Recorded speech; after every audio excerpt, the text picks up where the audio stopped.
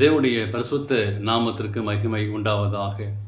இந்த காலை வேளையிலே உங்கள் அனைவரையும் ஆண்டவராகிய இயேசு கிறிஸ்துவின் இன்ப நாமத்தில் அன்போடு வாழ்த்தி வரவேற்கிறேன்.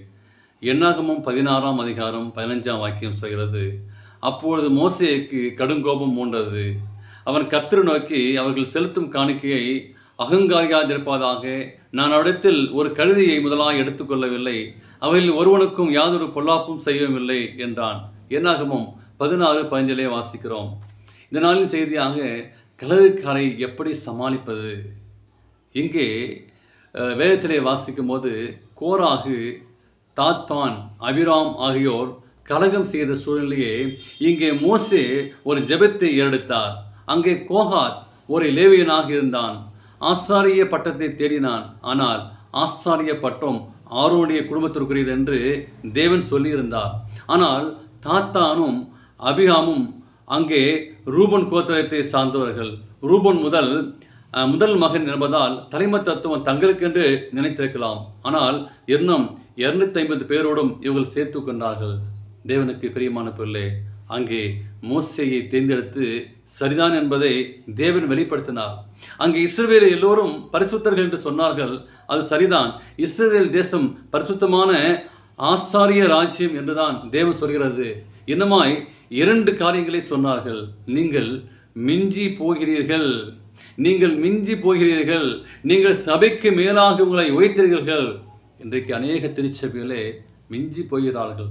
போதருக்கு மிஞ்சி பேசுகிறார்கள், தலைமை தத்துவத்துக்கு மிஞ்சி பேசுகிறார்கள்.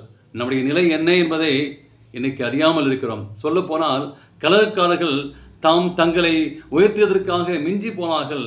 தாத்தானையும் அபிராமையும் பேசுவதற்காக மோசே கூப்பிட்ட போது வர மறுத்தல்லாமல் இன்னும் அநேக குற்றங்களையும் வீசினார்கள். அங்கே வாசிக்கிறோம், பாலும் தேனும் ஓடுகிற தேசத்திற்கு அழைத்துவதற்கு பதிலாக அப்படிப்பட்ட தேசத்திலிருந்து வெளியே அழைத்து வந்து வனாந்திரத்தில் கொல்ல பார்க்கிறீர்கள் என்று சொல்லி அங்கே குற்றம் சாட்டினார்கள். தங்களுடைய தூப கலசங்களை எடுத்துக்கொண்டு தூபம் போடுமாறு அவரிடம் மோசே கேட்டுக்கொண்டார். தேவன் அவர்களை ஏற்றுக்கொள்வாரா என்பதை அறிந்து கொள்ள ஒரு வாய்ப்பாக அமைந்தது. எப்படிப்பட்ட சூழ்நிலையெல்லாம் இந்த சூழ்நிலையில் நாம் இன்றைக்கு பார்த்த ஜபத்தை அங்கே மோசே ஏறெடுத்தார். தேவனுக்கு விரோதமாக களம் செய்தால் நாம் காணிக்கைகளை தேவன் ஏற்றுக்கொள்வார்னு சொல்லி நிச்சயமாகவே எதிர்பார்க்க முடியாது.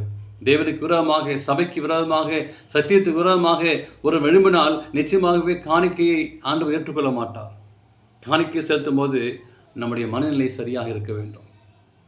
அங்கே ஆபேல் காணிக்கை செலுத்தினான், காயின் காணிக்கை செலுத்தினான். ஆனால் ஆண்டவர் ஆபேலுடைய காணிக்கையை ஏற்றுக்கொண்டார். காயினுடைய மனது சரியில்லை. அவன் ஆண்டுடைய சமூகத்தை முற்றிலுமாய் ஒப்பு கொடுக்கவில்லை. அங்கே தகுதியான காணிக்கையை கொண்டு வரவில்லை. நம்முடைய மனது சரியானதான் நம்முடைய காணிக்கை அங்கே ஏற்றுக்கொள்ளப்படும். எனவே தேவனுள்ள நம் உறவு சரியாக வேண்டும். தேவனுக்கும் உங்களுக்கும் உறவு சரியாக வேண்டும். அப்பொழுது காணிக்கை ஏற்றுக்கொள்ளப்படும். தேவனுக்கு பிரியமான பிள்ளை, ஆண்டவர் சமூகத்தில் தன்னை தத்தம் செய்யுங்கள். அப்படியேப்பட்ட ஒரு கலகமான ஒரு காரியம் செய்யும்போது ஆண்டவர் நிச்சயமாக ஏற்றுக்கொள்ள மாட்டார். இந்த நாளில் உங்களை தத்தம் செய்யுங்கள்.